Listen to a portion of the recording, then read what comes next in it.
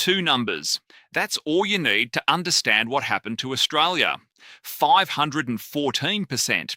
That's how much residential land prices rose between the year 2000 and 2025. 150%. That's how much construction costs rose in the same period. And wages? Real hourly wages in Australia grew by 5.5% in 25 years. Total, not per year. Total. Let me say that again. In a quarter century, the dirt under Australian houses got 514% more expensive, and the people trying to buy that dirt got 5.5% richer. That's the gap. That's the entire crisis. Everything else, the homelessness, the rental stress, the exit generation, the 250,000 person wait list, is a consequence of those two lines diverging. One line going to the sky, the other barely moving. This is the story of how it happened, year by year, decision by decision, until an entire generation was locked out of the country their parents built. In the year 2000, the median residential lot in Australia cost roughly $64,000. The median house in Sydney was about $287,000. The average house price nationally was around 3 times the median income. 3 times. You earned $100,000, you bought a $300,000 house. You could do it on one income. You could save the deposit in a few years. The mortgage consumed maybe 20 to 25% of your salary. You had money left over for holidays, for kids, for life. Housing was expensive, but it was proportional. The system, while imperfect, was functional. Then 2 things happened in rapid succession that changed everything. First, the capital gains tax discount. In September 1999, the Howard government introduced a 50% discount on capital gains for assets held longer than 12 months. Overnight, the tax on property profits was halved. If you bought a house and sold it a year later for $100,000 more, you only paid tax on $50,000. This single policy turned Australian property from a place to live into a tax-advantaged investment vehicle. It told every investor in the country, put your money in property and the government will reward you. Second, the first homeowners grant. In July 2000, the government gave first home buyers a $7,000 grant for established homes, $14,000 for new builds. The intention was to help young buyers. The effect was to inject more demand into a market that was about to be flooded with investor money. More buyers, more investors, same amount of land. The fuse was lit. Between 1998 and 2003, capital city house prices increased by 61.9% in 5 years. The median Sydney house price went from $248,000 to $454,000. In those same 5 years, wages grew by approximately 3 to 4% per year in nominal terms, barely keeping pace with inflation. In real terms, after adjusting for the cost of living, wage growth was essentially flat. The land had already started running away. Interest rates had recently fallen from a peak of 17% in 1990 down to 6.4% by 1999. Cheaper money meant bigger loans. Bigger loans meant higher prices. And negative gearing meant investors could deduct their losses, making speculation almost risk-free. But the most devastating change was invisible. Beginning in the 1990s, Australian state governments started implementing increasingly rigid planning laws. Urban growth boundaries were introduced, Melbourne's in 2002 for example, that severely limited where new housing could be built. The policy goal was to prevent urban sprawl and encourage density. The effect was the opposite. By restricting where development could happen, these policies created artificial land scarcity. When land is scarce and demand is rising, only one thing happens to prices: they explode. Between 2000 and 2005, the median lot price began its ascent. Not a gradual climb, a rocket launch. The first 100% of the 514% gain was already locked in before most Australians understood what was happening. And during this entire period, the wage price index, the official measure of how much employers pay per hour, grew at roughly 3% per year. Solid, unremarkable, completely disconnected from what was happening to the land. Between 2005 and 2010, something happened that disguised the crisis: the mining boom. Australia's resource sector exploded. Iron ore, coal, natural gas, demand from China turned Australian mines into ATMs. GDP surged, unemployment fell. Average incomes in mining states like Western Australia and Queensland rose dramatically. For a brief, shining moment, it looked like Australia had solved the equation. Incomes were rising. People could still afford homes. But the boom had a fatal flaw. The wealth was concentrated. Mining salaries didn't flow to teachers, nurses, retail workers, or hospitality staff. The people in the cities, where most Australians live, saw modest wage increases while property prices continued climbing. Interest rates rose from around 6% in 2006 to 9.6% by 2008 as the Reserve Bank tried to cool the overheating economy. House prices wobbled, briefly. Then the global financial crisis hit, and the government responded with emergency rate cuts and stimulus spending. The rate cuts reignited demand. The stimulus, including a doubled first homeowners grant, pumped more money into the bottom end of the market. Prices that had dipped recovered almost immediately and resumed climbing. And the land? Between 2005 and 2010, lot prices continued their relentless march upward. The planning restrictions weren't loosened, the tax incentives weren't reformed, the fundamental structure that was inflating land values remained completely untouched. By 2010, the median Sydney house price had reached $575,000, double what it was 10 years earlier.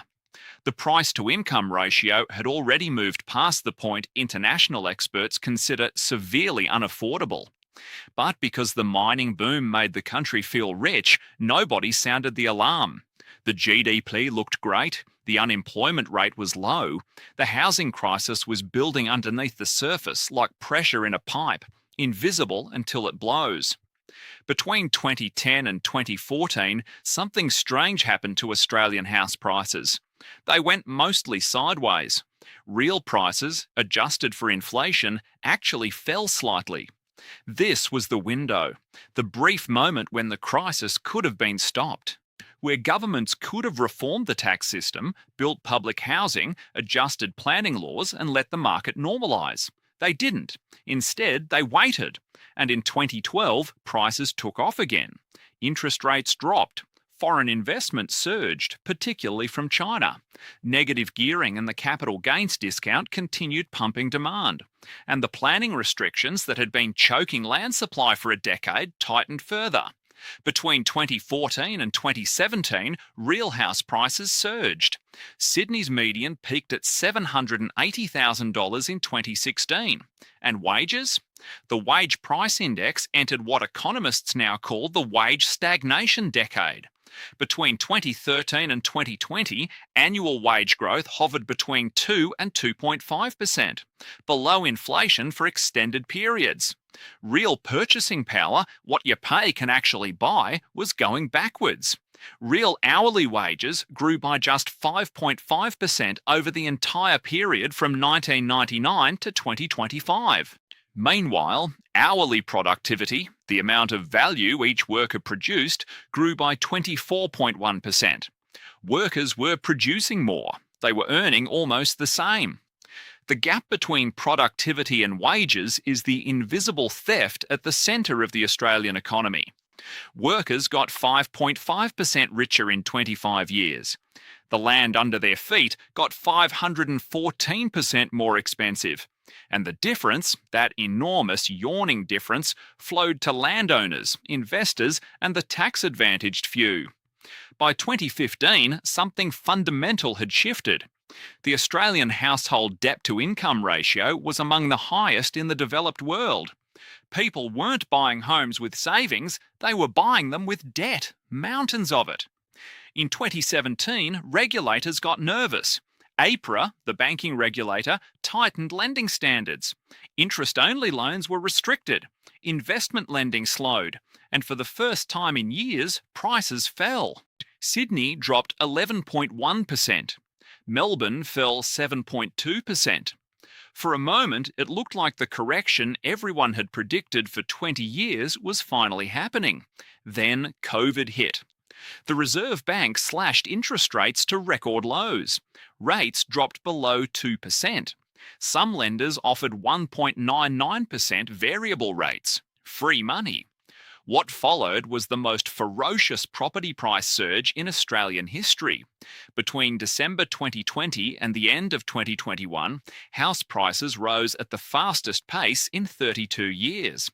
National median values jumped by more than 20% in a single year. Some markets, Brisbane, Adelaide, Perth, saw double-digit quarterly growth. And the land prices? Between September 2019 and September 2025, the median lot price surged another 46.2% on top of the gains already accumulated. By September 2025, the median lot had hit $391,420, a record, 6 times higher than in 2000, on a block of land that was actually getting smaller in most cities. Because here's the detail that reveals the madness. Over the decade to September 2025, lot sizes declined in every capital city except Brisbane. You were paying dramatically more for less land. The lots shrank. The prices rocketed. In Sydney alone, lot prices increased by $275,000, 67% in a single decade. Melbourne rose 86%. Brisbane 99%, Hobart 101%. And wages? The WPI in 2020 grew by just 1.3%, the lowest on record. Workers were getting poorer in real terms while the land was getting richer by the quarter. Between 2020 and 2026, the two lines, land prices and wages, completed their divergence into separate universes. Home values surged by 47.3% since March 2020, adding about $280,000 to the median dwelling value nationally. In less than 6 years, the average home got $250,000 more expensive. Wages? The WPI grew at 3 to 4% annually, the fastest in a decade, driven partly by inflation catch-up and government intervention in sectors like aged care. But even at this elevated rate, annual wage growth of 3.4% couldn't compete with asset prices that were rising at 7 to 10% per year. In real terms, wages adjusted for cost of living, real purchasing power was essentially unchanged. The ABS's own Employee Selected Cost of Living Index confirmed it. Workers in 2025 had roughly the same real buying power as workers in 2024 and 2023, and in many cases 2019. Meanwhile, the national median house price crossed $1 million for the first time in March 2026. The national median dwelling value, houses and units combined, reached $922,000. The median lot price hit a record $391,000. And the HIA, the Housing Industry Association, stated the conclusion that 25 years of data make undeniable. The long-run escalation in housing costs has been driven overwhelmingly by land, not by building materials, not by labour costs, not by regulations or red tape alone. By land, by the price of dirt. Dirt that increased in value by 514%, while the people standing on it got 5.5% richer.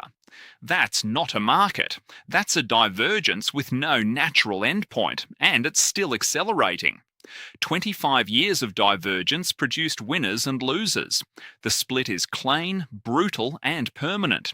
The winners are people who owned land before the year 2000. Their wealth didn't come from working harder. It came from owning dirt at the right time. Nearly half of all household wealth gains in 2025 came from residential land appreciation alone. Over 25 years, residential land values grew by 832%, outperforming shares, superannuation, and every other asset class. Baby boomers who bought homes in the 1970s, 1980s, and 1990s are sitting on assets worth 10 to 20 times what they paid. Their homes, purchased for $50, $100, $200,000, are now worth $1, $2, $3 million. Not because the houses got better, because the land got more expensive. And the losers? Everyone born after 1985 who didn't inherit property. Home ownership for people aged 30 to 34 collapsed from 65% for those born in the 1950s to 45% for those born in the late 1980s. The average age of a first home buyer is now 36. It used to be 27. The proportion of household wealth held by under 35s fell from 31% to 26%. For 35 to 44-year-olds, from 82 to 69%. For those over 64, it rose from 140 to 144.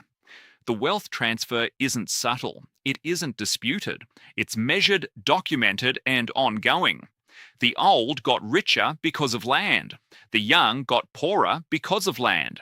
And the 514% gap is the mechanism that made it happen.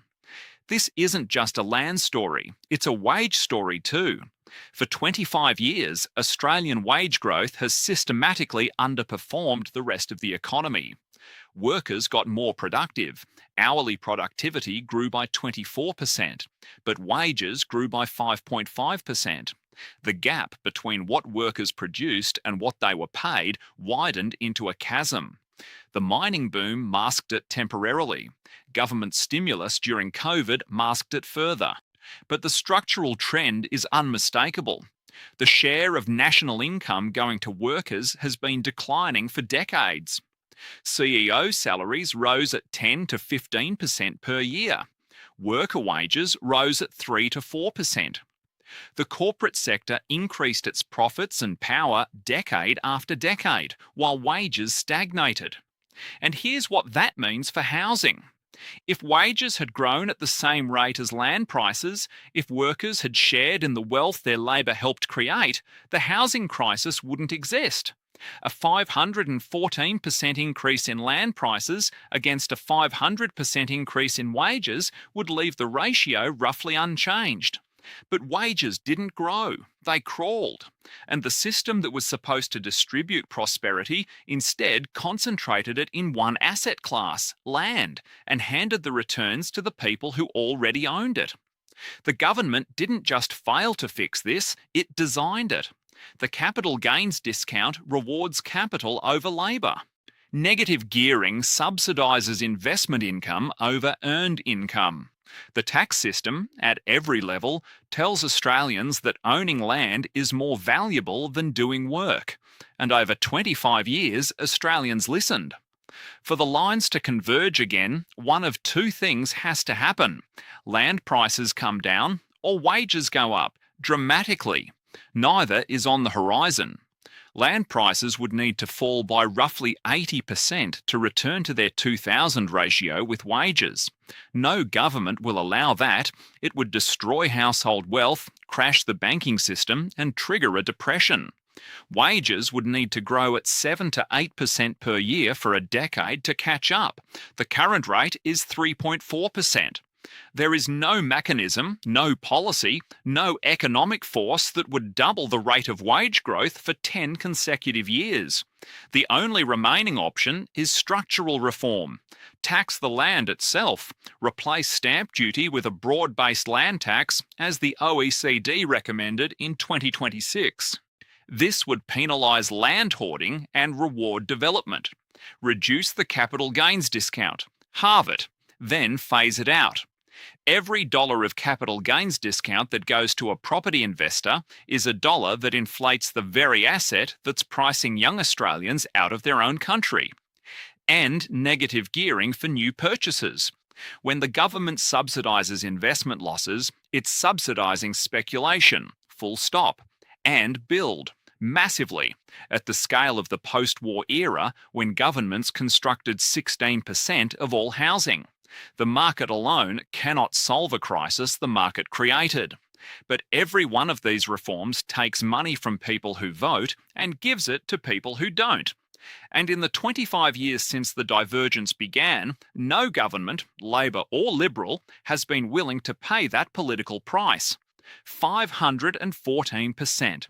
That number will define Australia for a generation, maybe two. It's not just a land price statistic, it's a verdict on a tax system that chose investors over workers, on planning laws that restricted supply while demand exploded, on governments that watched the gap widen year after year, quarter after quarter, and did nothing, because the people on the winning side of the gap were the people who kept them in power. In 2000, a block of land cost $64,000. In 2025, it cost $391,000. The lot got smaller, the price got 6 times bigger, and the person trying to buy it earned 5.5% more than they did a quarter century ago. Somewhere in Australia right now, a couple is sitting at a kitchen table doing the math for the 100th time, adding up their savings, subtracting their rent, dividing by the deposit they need, and arriving at the same answer every time. Not yet. Not this year. Maybe not ever. They didn't do anything wrong. They went to school, they got jobs, they work full time, they pay taxes. They do everything their parents did at the same age, but their parents bought land at $64,000 and they're looking at $391,000 for a smaller block in a worse location with wages that barely moved. That's what 514% looks like, not on a graph, in a life. The land rose, the wages didn't, and an entire generation got left behind on dirt they can't afford. If you feel like you just watched 25 years of failure in 17 minutes, that's because you did. Subscribe for the next video where I'm breaking down the country that has the highest migration rate in the English-speaking world and can't build a single home fast enough to keep up. Share this with someone who needs to understand why they can't afford a home. It's not their fault. It's the math. And the math was rigged. See you next time.